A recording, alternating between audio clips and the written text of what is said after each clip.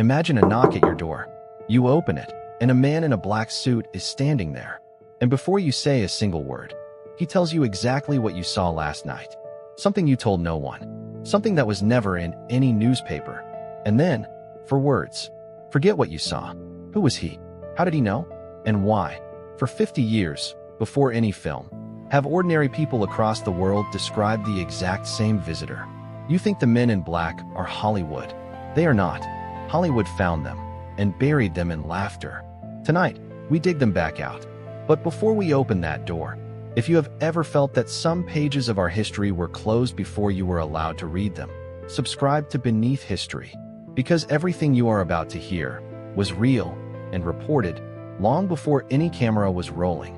It begins in 1947, the same summer the world first spoke the words flying saucer.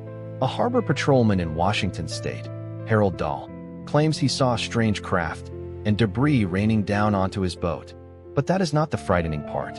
The frightening part comes the next morning. A man in a black suit, a man Dahl had never met, sits down across from him and calmly repeats everything that happened on that boat. Every detail, as if he had been standing right there. How? How could he possibly know? And then, the warning. Stay silent, or your family pays the price. 1947. 50 years before the film, the pattern was already complete. But who sent him? Hold that question, because it only gets stranger. 6 years later, this same visitor breaks a man. Albert Bender, from Connecticut, runs one of the very first UFO research groups on Earth. He believes he is close to the answer. And then, in 1953, he shuts everything down. Overnight, no warning. He tells his stunned members only this. 3 men in black came to him. They told him what they were, and they ordered him never to speak of it again. What did Albert Bender discover? He took it to his grave. So ask yourself, what could frighten a man so badly that he buries his life's work and never speaks again? So tell me right now, in the comments, government agents, or something only wearing the shape of a man. I read every answer. And if your skin is starting to crawl, leave a like. It is the only thing keeping stories like this alive. Because here is what the easy answer, the secret agent's answer, cannot explain. The witnesses did not describe men. Not really. They described things shaped like men. Unnaturally pale, skin like wax, voices flat and mechanical, using words from decades earlier, as if they had learned to be human from an old recording. And in 1976, it reached its peak. A doctor in Maine, Herbert Hopkins, opens his door to a visitor with no hair, no eyebrows, no eyelashes, lips painted a strange red. And as they speak, the man's voice begins to slow, like a machine losing power, before he orders the doctor to destroy his files, and walks, unsteadily, into the night. A doctor, a trained observer, describing something that was running out of energy.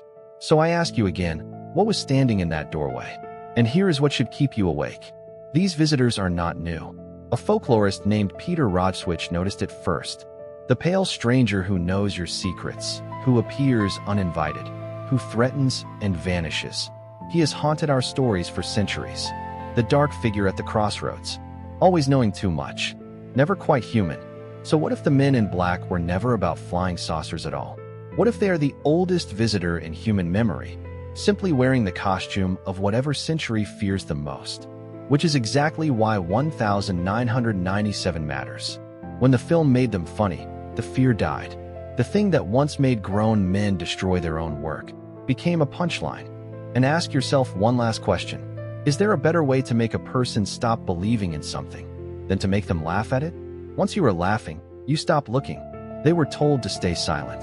This channel exists to do the opposite. Subscribe, turn on the notification bell, and stay with Beneath History. Because next time, we go deeper into the cases where the men in black did not only warn, they came back. Because before the film, before the laughter, there was a knock at the door, and the man on the other side already